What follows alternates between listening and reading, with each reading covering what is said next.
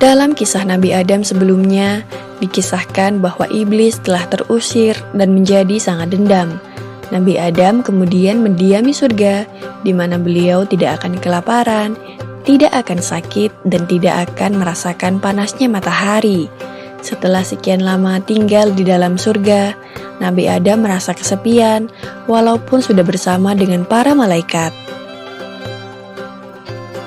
Dengan kehendak Allah, Nabi Adam mendapat seorang pendamping di dalam surga. Malaikat bertanya-tanya kepada Nabi Adam, siapakah yang telah menjadi pendamping Nabi Adam tersebut? Beliau dengan ilham dari Allah menjawab bahwa istrinya tersebut bernama Hawa. Sejak saat itu, Adam dan Hawa mendiami surga dalam hidup penuh kebahagiaan. Allah melimpahi surga dengan segala hal yang menjadi kebutuhan Adam dan Hawa. Namun dari segala hal tersebut, terdapat sebuah pohon yang disebut pohon huldi yang terlarang didekati oleh Adam dan Hawa. Allah memperingatkan bahwa Adam dan Hawa akan celaka dan termasuk ke dalam orang yang zalim bila mendekati dan memakan buah dari pohon tersebut. Adam dan Hawa awalnya hidup tentram dan nyaman di surga. Namun suatu waktu, syaitan yang merupakan salah satu golongan iblis yang terkutuk mendatangi Adam dan Hawa.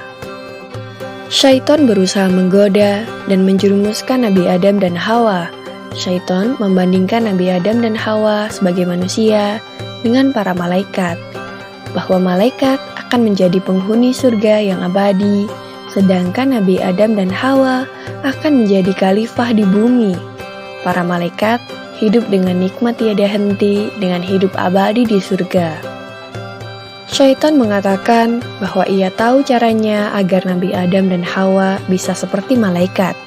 Ia mengatakan bahwa Nabi Adam dan Hawa harus mendekati pohon khuldi. Syaitan juga membujuk mereka untuk memakan buah dari pohon tersebut. Akhirnya Adam dan Hawa tergoda untuk memakan buah dari pohon khuldi. Setelah memakan buah dari pohon tersebut, kemudian terbukalah aurat Nabi Adam dan Hawa. Karena muncul rasa malu, dengan susah payah Nabi Adam dan Hawa berusaha menutupi aurat yang tampak itu dengan dedaunan yang ada di sekitar mereka. Seketika sadarlah Nabi Adam dan Hawa akan kesalahan yang telah mereka perbuat. Larangan yang Allah peringatkan justru tidak dihiraukan. Pohon yang sama sekali tidak boleh didekati justru dimakan buahnya. Rasa penyesalan pun muncul. Nabi Adam dan Hawa kemudian bertobat dan memohon ampunan Allah. Allah memberikan ampunannya serta menjatuhkan hukuman, yakni memerintahkan Adam dan Hawa pergi dari surga dan turun ke bumi. Berbekal pengetahuan dan beberapa kalimat dari Allah, Nabi Adam dan Hawa turun ke muka bumi. Saat diturunkan ke bumi, Nabi Adam dan Hawa berada di dua tempat yang berbeda. Nabi Adam merasa kehilangan dan mencari-cari keberadaan Hawa, sedangkan Hawa juga mencari-cari keberadaan Adam. Di muka bumi yang luas itu, mereka terus-menerus saling mencari.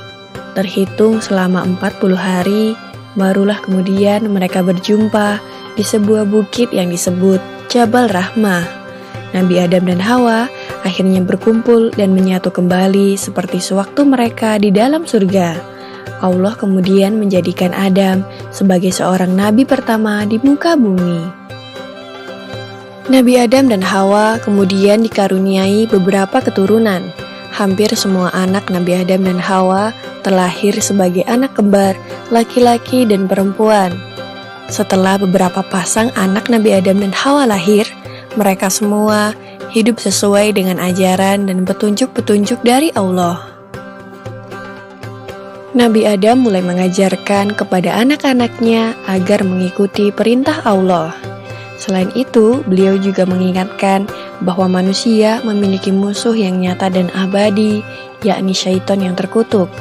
Golongan iblis, yakni syaitan, tidak akan pernah berhenti dan tidak akan pernah menyerah sampai hari kiamat untuk mengajak keturunan Nabi Adam kepada kesesatan.